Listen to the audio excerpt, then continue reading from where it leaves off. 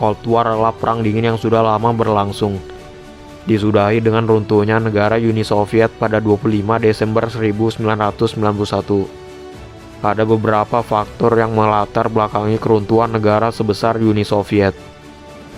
Faktor tersebut lebih banyak berasal dari internal negara, seperti permasalahan KKN yang tidak transparan, konflik antar suku bangsa, dan beberapa masalah yang kemudian menjadi penyulut gerakan sporadis penghancur kedaulatan negara.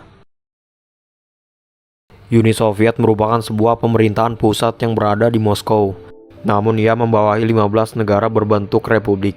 Tentunya dengan jumlah negara sebanyak itu, luas wilayah Uni Soviet yang sangat lebar, bahkan menjadi salah satu yang terbesar di dunia. Selain luas wilayah, berpengaruh juga keragaman etnis, suku bangsa, adat istiadat, kebudayaan, dan berbagai ciri khas dari setiap negara bagian. Etnosentrisme masih sangat kental terasa, meskipun sudah ada pemersatunya, Uni Soviet. Sayangnya, kenyataan tetap bersikukuh membuat setiap negara bagian dari Uni Soviet memegang ciri khas dan sifat kedaerahan masing-masing. Tidak ada rasa nasionalisme bernama satu Uni Soviet pada saat itu, sehingga faktor ini menjadi faktor utama dan pertama yang menyebabkan keruntuhan Uni Soviet. Keruntuhan ideologi komunis dianggap jatuh bersama keruntuhan Uni Soviet sebagai negara komunis terbesar dan pertama di dunia. Bahkan tanda-tanda keruntuhannya telah tampak semenjak pemerintahan masih dipegang oleh Nikita Khrushchev. Beliau presiden Uni Soviet yang menjadi salah satu dari 3K yang paling berpengaruh di dunia. Uni Soviet ketika dikendalikan Mikhail Gorbachev mengalami masalah yang sangat kompleks. Ia memiliki beban tanggungan dalam dan luar negeri yang harus segera diselesaikan. Dan karena ketidakmampuan sosialis komunis menyelesaikan masalah-masalah tersebut sesegera mungkin, Gorbachev menerapkan cara lain yang lebih terbuka dan melibatkan rakyat sebagai bagian dari negara. Beban masalah dalam negeri yang sangat berat merupakan masalah ekonomi yang terus memburuk, birokrasi pemerintahan yang ruwet, dan macetnya produktivitas negara dalam beroperasi secara normal.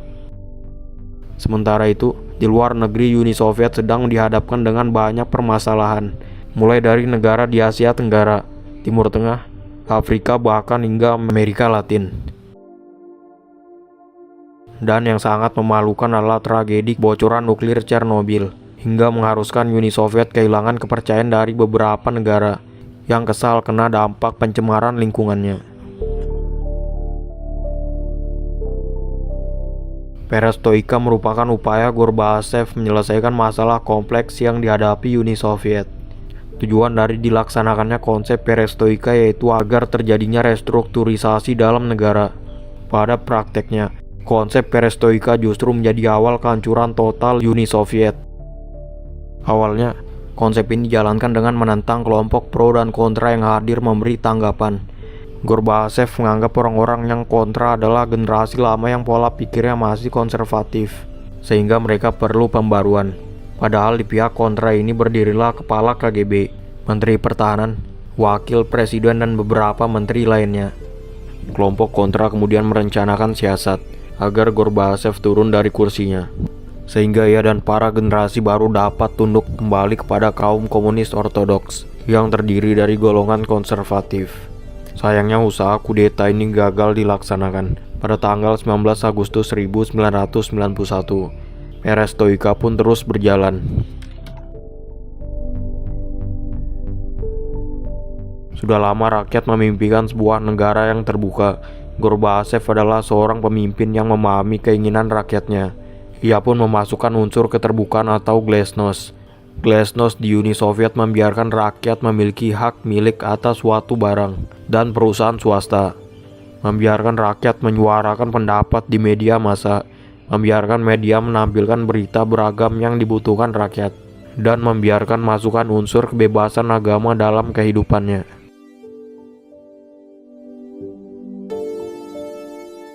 Unsur demokratisasi ini diterapkan pada bidang politik.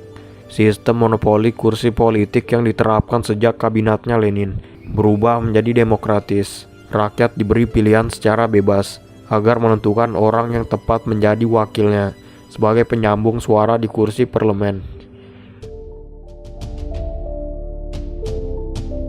Hukum benar-benar ditegakkan di masa Gorbachev, terutama dimulainya penegakan hukum hak asasi manusia yang dulunya kurang dihargai. Fokus utama dimasukkannya unsur ini ke dalam konsep perestroika adalah menormalkan kondisi ekonomi Uni Soviet yang sempat turun. Jadi dengan unsur ini, negara memberikan subsidi kepada perusahaan swasta yang bangkrut.